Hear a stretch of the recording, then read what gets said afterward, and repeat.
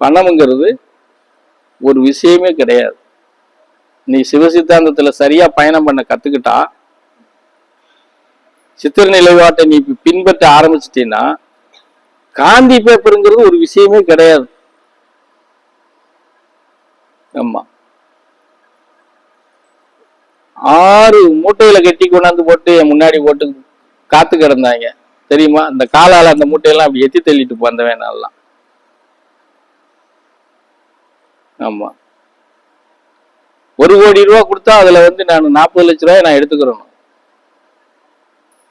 ஆமா, 10 கோடி கொடுத்தாங்கன்னா 4% அதுல நான் எடுத்துக்கிறேன். மீதியைத்தான் பாதுகாத்து கொடுக்கணும். இதை செஞ்சு கொடுங்கன்னு காத்து கிடந்தாங்க வேலூர்ல தெரியுமா? அதெல்லாம் என் வேலை கிடையாது, போடா அப்படின்னு எத்தி தள்ளிட்டு வந்தவன் நான். நீங்க என்னடா Gandhi paper Gandhi paper Gandhi paper Gandhi paper Gandhi paper, புரியுதா? இன்னும் சொல்ல போனா இதாவது ஆன்மீகத்துல குருகுலத்தை நடத்துறப்போ வந்தது. ஆன்மீகத்தை நேரடியா எதிர்த்து பேசிக்கிட்டு இருந்த காலத்திலே கோடிக்கணக்கில் வந்தது எத்தி தள்ளினவே நான். அப்ப நேர்மைங்கிற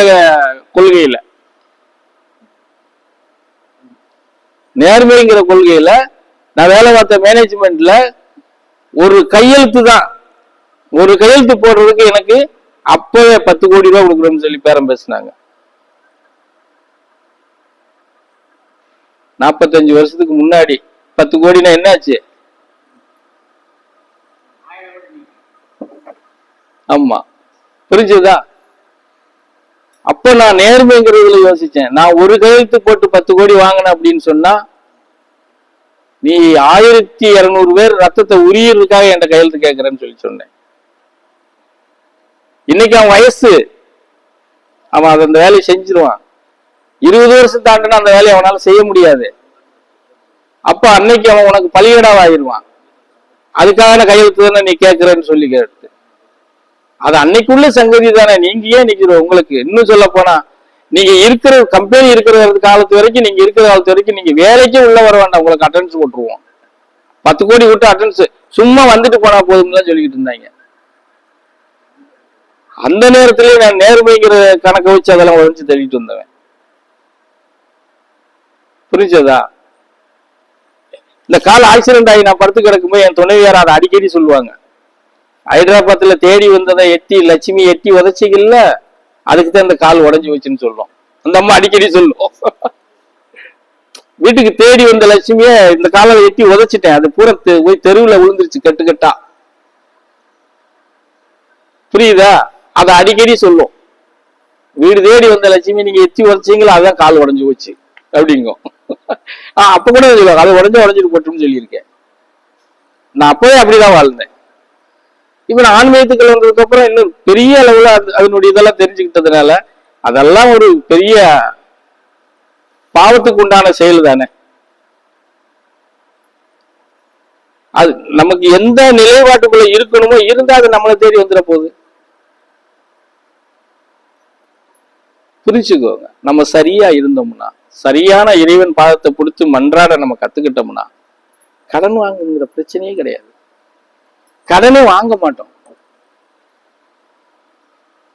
அது கொடுக்கல் வாங்கல் மாதிரி பிறண்டுரும். நீ அவளுக்கு கொடுப்பா, அவ உனக்கு கொடுப்பா, இப்படி பிறண்டு போயிடும். புரியுதானே சொல்றது? அதுதான் சித்தாந்தத்துக்குள்ள இருக்கிற ஒரு ரகசியம். அது எப்படி பெறலும் அப்படின்லாம் நம்ம நினைக்க கூடாது. அது பெறலுது பெறல, நாம போறது சரியா இருக்கணும். புரிஞ்சதை நான் சொல்றது? அதைத்தான் எல்லாருக்கும் உங்களுக்கு நான் போதிக்கிறேன், ஆசைப்படுறேன். நீங்க அப்படித்தான் இருக்கணும்னு என்னுடைய ஆசையெல்லாம் இருக்குது. நீ பல அறுசுவையோட 3 வேளை சாப்பிட வேண்டாம். என்னைக்கு சாப்பிடுற சாப்பாட 2 வேளை நிம்மதியா சாப்பிட்டு நல்லா தூங்கி எந்திக்கத்தான் போதும். அதுதான் வாழ்க்கை. புரியுதா? உழைச்சிட்டு வீட்டுல செஞ்சு வச்ச சாப்பாட முழுசா சாப்பிட முடியாம அரைகுறையா சாப்பிட்டு கடன்காரனுக்கு பயப்படுறதோ மத்த பிரச்சனைக்கு பயந்துகிட்டு நிம்மதியா தூங்காம பிறண்டு படுத்துக்கிட்டு காலையில எழுந்திரிச்சு அவன் வர்றதுக்கு முன்னாடி நம்ம எங்கேயாவது டீ கடையை பார்த்து போயிருவோம். இல்லைன்னா எங்கேயாவது போய் வருவோம். அது வாழ்க்கையா? சொல்லுங்க பார்ப்போம். அது நிம்மதியான வாழ்க்கையா? அது இல்லற வாழ்க்கைன்னு சொல்ல முடியாது என்ன கேட்டா. புரியுது நான் சொல்றது? இந்த மாதிரி துயரம் துன்பத்துல வீட்டுக்குள்ள இருந்தாலே நீ இல்லற வாழ்க்கையில கூட உன்னால சுகமா ஈடுபட முடியாது. வம்புக்கு வேணா மல்லு கட்டிட்டு நின்று இருக்கலாமே தவிர, இந்த மாதிரி நீ துன்பத்தில் இருக்கும்போது, துயரத்தில் இருக்கும்போது உன் இல்லற வாழ்க்கையில கூட நீ இன்பமா பயன்படுத்த முடியாது. அப்ப கூட அந்த துயரத்தோட நீ இருக்கும்போது அது வாழ்க்கையில அர்த்தம் இல்லாம போயிடும். புரிஞ்சதை நான் சொல்றது? அது வாழ்க்கையே இல்லைன்னு சொல்றோம் நாங்க. அதெல்லாம் தூக்கி தூர போட்டு நம்ம எந்த இது வரைக்கும் எப்படி போனோமோ எப்படி வந்தோமோ விட்டுருங்க.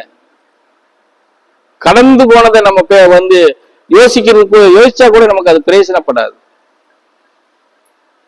இதுக்கப்புறம் நம்ம எப்படி நிக்கணும்? இருக்கிற நாள் குறைஞ்ச நாள் என்னவோ அதுல எப்படி நிக்கணும்? கடைசி இன்னும் சொல்றேனே, கடைசி காலத்துல இன்னைக்கு இருக்கிற கால சூழ்நிலையில பெத்த பிள்ளைங்க பெத்தவங்களுக்கு எல்லாம் சரியா பராமரிப்பாங்க, ஒரு வேளை சாப்பாடு கொடுப்பாங்க அப்படி எல்லாம் யோசிக்கிறதுக்கு இடம் கிடையாது. எப்படி யோசிக்கிறதுக்கு இடமே கிடையாது. அப்ப அந்த காலகட்டத்துல நமக்கு ஒருவேளை சாப்பாடாவது இறைவா எங்களுக்கு தேடி போகாம பசிக்காம எங்களுக்கு அந்த ஒருவேளை உணவாவது கொடுக்கறதுக்கு நீ பாத்தியப்படு அப்படிங்கிற இடத்துக்காவது நம்ம போகணும் இல்லையா? சம்பாதிக்க வேண்டாம் சாமி, ஒரு நோய் இல்லாம நொடி இல்லாம கடைசி காலத்துல நல்ல முறையா நான் போய் சேர வேண்டிய இடத்துக்கு சேரணும். அதுக்கு எனக்கு ஒரு நல்ல வழியை வகுத்து கொடு சாமி அப்படின்னாவது நம்ம வேண்டுதல் வைக்கலாம் இல்லையா? இப்ப இங்க இருக்கிறவங்க எல்லாம் அதை தாண்டி வேற ஒண்ணு நீங்க வைக்கிறதுக்கு இல்ல.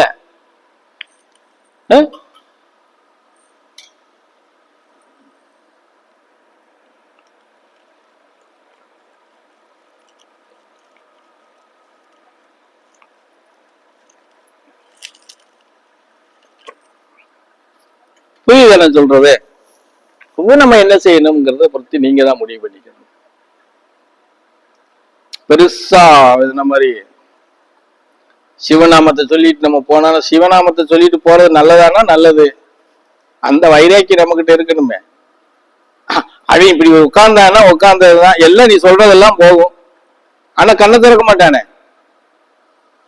அவனுக்கு உட்கார்ந்தவனை கண்ணை திறக்கணும்னா 1008 மேலம் அடிக்கணும், ஆரவாரம் பண்ணணும், கோஷம் போடணும், தீவிர மூச்சு விடாம காட்டணும்.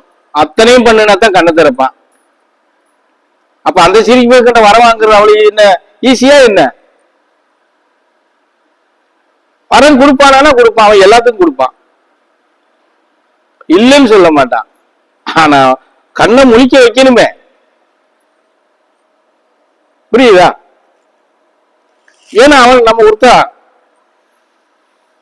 அவன் இந்த பிரபஞ்சத்துல இருக்கிற அத்தனை சீவராசி செடி கொடி புழு பூச்சி அத்தனையும் அவன் வந்து கண்காணிக்கிறவன். எங்க எது நடக்கு என்ன ஏது இருக்குங்கிறதோ அதுக்குள்ளேயே இருக்கிறவன். அவன் கண்ணை மூடிட்டு அவன் இருக்கானா ஏமாத்துறதுக்கு இல்ல, அவன் வேலையை பார்த்துக்கிட்டு இருப்பான். அமைதியான நிலையில உட்காரும் போதுதான் எல்லா விஷயத்தையும் கேத்தர் பண்ண முடியும். அதுக்காக தான் சிவன் வந்து எல்லா நேரத்திலையும் தவத்திலேயே இருக்கிறது. என்ன நடக்குது பிரபஞ்சத்துல எல்லாத்தையும் கண்காணிக்கணும்ல. நம்ம கொடுத்த வேலையை எவன் சரியா செய்யறான் எவன் செய்யல, நம்மளை நம்பி நிறைய இதை இறக்கி இருக்கிறோம், எல்லாம் எப்படி இருக்குங்கிறத மொத்தம் கண்காணிக்கணும். அப்ப அந்த அமைதி நிலையில உட்கார்ந்தால் மொத்தம் இருந்தா அதெல்லாம் ஆராய முடியும், கண்காணிக்க முடியும். அந்த அவன் வேலையை அவன் செய்யறான். அதவும் மீறி நம்ம வந்து அவங்ககிட்ட இருந்து ஒரு வர வாங்கணும்னா அத்தனை கஷ்டப்படணும், மல்லு கட்டணும். நம்ம தான் மல்லு கட்டுறது நோகாம நோம்பி போடுறது தானே. உடம்பு ஆடக்கூடாது, வலிக்க கூடாது, சிறிய அளவுல இப்படி சொல்றது என்ன அப்படி தேவை வீசிதான் கையில ஊத்திட்டு சடக்கு நக்கிட்டு போயிடலாம். ஆனா மறைவேறி எடுக்கணும்ல, இருக்கிற இடத்த பார்த்து தேடி எடுக்கணும்ல. எடுக்க போற இடத்துல அவன் தேவைக்கு விட்டு எல்லாம் கொட்டும்ல. நம்ம வாங்கி நக்குறவங்களுக்கு ஈஸி தான், ஆனா எடுத்துட்டு வரணும் இல்ல. புரிஞ்சு வேற சொல்றது? பழனி பெஞ்சாமரம் இருந்தானப்பா ஊத்துப்பா கையில விட்டு நக்கிக்கிறலாம் அப்படின்னு சொல்லலாம். பள்ளி போய் வாங்கிட்டு வரணும்ல. இங்க இருந்துகிட்டா வருமா? அது யாரோ ஒருத்தர் பள்ளி போய் வாங்கிட்டு வந்தா தான் பஞ்சாபிரதம் நடக்க முடியும். அது மாதிரிதான் எல்லாமே. நீ அது எந்த சாமியை கும்பிட்டாலும் லாஸ்ட் போய் சேர்றது ஒரு இடம் தான். நீங்கிட்டு முருகனை கும்பிட்டாலும் சரி, கோவிந்தனை கும்பிட்டாலும் சரி, பெருமாளை கும்பிட்டாலும் சரி, சரியா, அன்னை கலைவாணியை வணங்கினாலும் சரி, மகாலட்சுமியை வணங்கினாலும் சரி, சக்தியை வணங்கினாலும் சரி, இங்கிட்டு ஊருக்குள்ள வந்துட்டா மாரியம்மா காளியம்மா லொட்டு லொடுக்கு எதத்தை பிடிச்சாலும் சரி, எல்லாரும் போய் அங்க போய் இப்படித்தான் நிக்கணும்.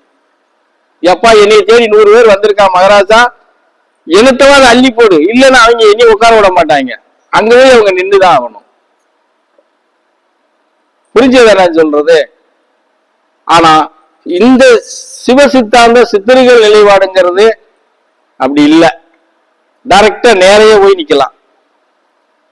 எப்படி அதை கத்துக்கிட்டா நேர போய் நிக்கலாம். முந்தி அந்த வேண்டியது இல்ல, குடும்பியை பிடிச்சு போடுன்னு கேட்கலாம். முந்தி விரிக்க வேண்டியது இல்லை சாமி, குடும்பியை பிடிச்சு கொடு அப்படின்னு கேட்கலாம்.